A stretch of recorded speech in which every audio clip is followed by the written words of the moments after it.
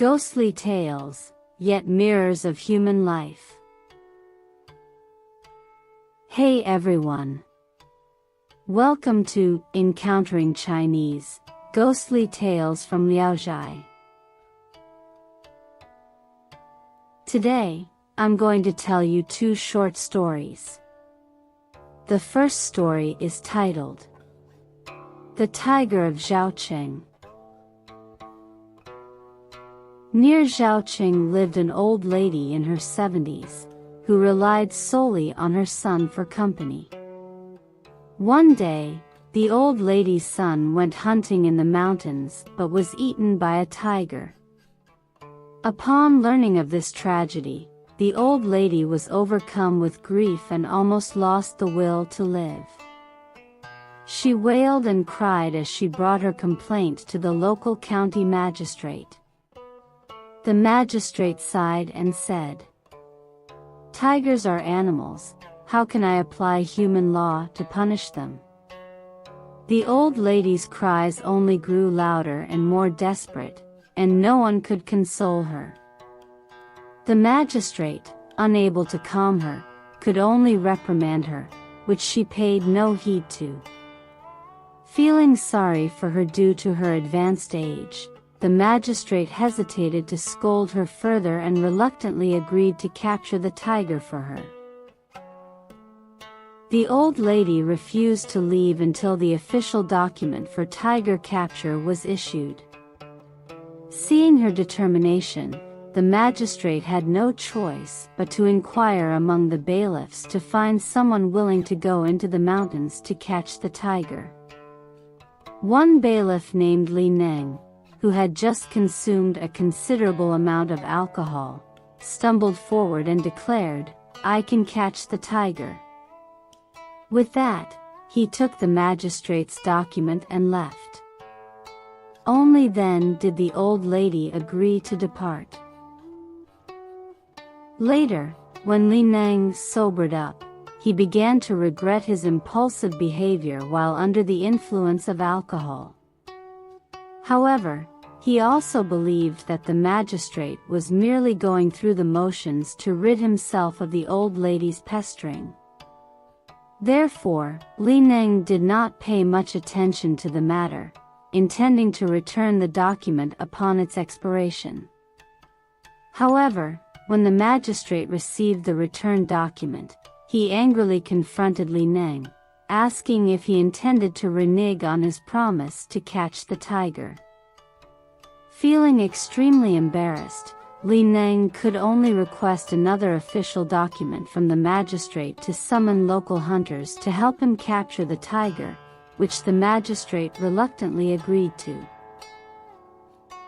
After summoning all the hunters, Li Neng lurked day and night in the valley, hoping to catch a tiger by chance so he could fulfill his task. However, despite the group's vigilance in the mountains for over a month, they failed to capture a tiger. During this time, they endured hundreds of lashes from the magistrate, with no avenue for their grievances.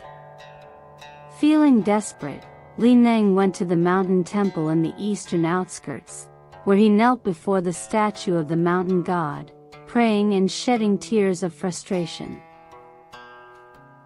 Suddenly, a tiger walked into the temple from outside. Li Neng was stunned and feared he might be attacked. Surprisingly, the tiger walked past him and squatted by the temple gate, paying no attention to anything else. Li Neng addressed the tiger, saying, "If you are the one who ate the old lady's son, bow your head and let me tie you up." He then proceeded to use a rope to bind the tiger's neck. Remarkably, the tiger not only offered no resistance but also obediently allowed itself to be tied up. Li Neng then led the tiger to the county yamen, where the magistrate interrogated the tiger, asking if it had eaten the old lady's son. The tiger nodded in confirmation. The magistrate stated, "According to the laws here, killing a person warrants death. The old lady had only one son, and you took him away.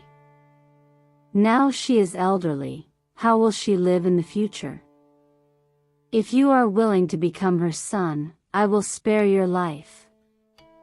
The tiger nodded again in agreement. The bailiffs then untied the ropes from the tiger and let it go free. The old lady complained that the magistrate did not kill the tiger to avenge her son. At dawn of the next day, when she opened her door, she found a dead deer lying outside. The old lady decided to sell the deer meat and hide to sustain her daily life expenses. From then on, this became a regular occurrence. Sometimes, the tiger even brought money and left it in the courtyard of the old lady's house.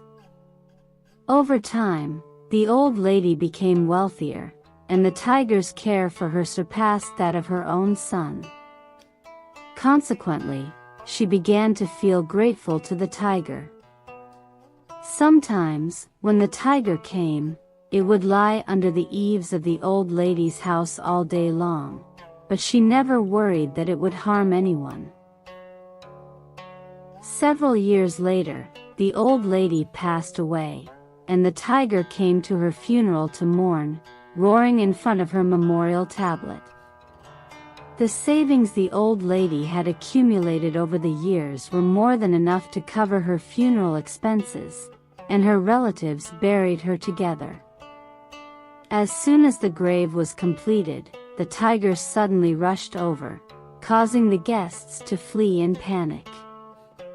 The tiger went straight to the grave and let out a thunderous roar before finally leaving.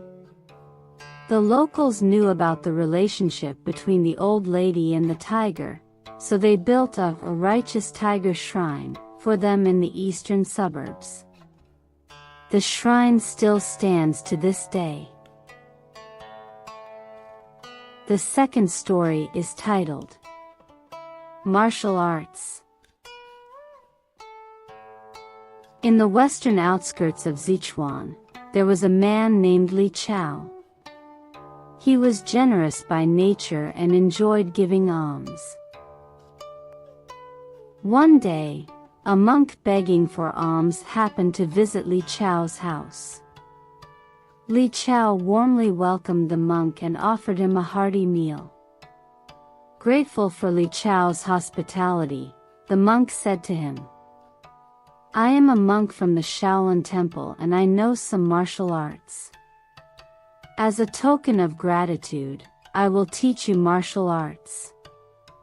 Delighted, Li Chao invited the monk to stay in the guest room of his house, providing him with ample food and daily necessities, and learning martial arts from him morning and evening. 3 months later, Li Chao had become quite proficient in martial arts, and he was very proud of himself. One day, the monk asked Li Chao, "Have you made progress in your martial arts?" Li Chao replied, "Yes. Master, I have learned everything you know." The monk just smiled and asked Li Chao to demonstrate what he had learned. Li Chao took off his clothes, spat in his palms, and began to showcase his martial arts skills. His movements resembled those of a monkey leaping and a bird landing. After practicing for a while, he stood proudly on the side. The monk smiled again and said, "All right. Since you have mastered my martial arts, let's have a little contest." Li Chao eagerly agreed, and the two began to spar, exchanging blows. Li Chao kept searching for the monk's flaws, when suddenly the monk flew up with a kick, sending Li Chao falling more than 10 feet away on his back. The monk applauded and said, "It seems you still haven't fully mastered my martial arts." Li Chao got up, feeling ashamed and discouraged, and asked the monk to continue guiding him. A few days later, the monk bid farewell and departed. From then on, Li Chao became famous in the local area for his extraordinary martial arts skills. He traveled to various places north and south but never encountered an opponent. One day, Li Chao happened to arrive in Lixia and saw a young nun performing martial arts in the square, surrounded by a crowded audience. The nun said to the crowd, "I've been performing alone, and it seems a bit dull. If any of you here enjoy martial arts, feel free to come forward and spar with me for entertainment." She repeated this 3 times, but everyone remained silent, unwilling to challenge her. Li Chao, feeling eager to showcase his skills, confidently stepped into the arena. The nun smiled and bowed to him. As soon as they began, the nun called for a halt and said, "Your martial arts come from Shaolin." She then asked, "Who is your master?" Li Chao initially hesitated to reveal, but after persistent questioning from the nun, he admitted it was the monk. The nun nodded and said, "So, that silly monk is your master? In that case, I don't need to compete with you in martial arts. I'm willing to concede." Despite Li Chao's repeated requests for a contest, she refused. Eventually, under the persuasion of the surrounding crowd, the nun agreed to a match but insisted they hold back their full strength. Observing the nun's delicate appearance, Li Chao felt somewhat disdainful and, fueled by his competitive spirit, wanted to defeat her quickly to gain fame. As they sparred, the nun suddenly stopped. When Li Chao asked why, she just smiled and remained silent. Thinking she was afraid, Li Chao insisted on challenging her again, so she stood up to compete with him once more. Moments later, Li Chao flew up with a kick towards the nun, but she brought her fingers together and swiftly struck downwards on Li Chao's leg. Li Chao suddenly felt as if his knee had been struck by an axe or knife, falling to the ground unable to stand up. Apologizing with a smile, the nun said, "It's my fault for being reckless and offending you. Please forgive me." Li Chao suffered serious injuries and had to be carried home, taking over a month to recover fully. Over a year later, the monk returned to Li Chao's home, where Li Chao recounted the incident with the nun. The monk, astonished, said, "You were too rash. Why did you provoke her? Fortunately, you mentioned my name to her first, otherwise, your leg would have been broken."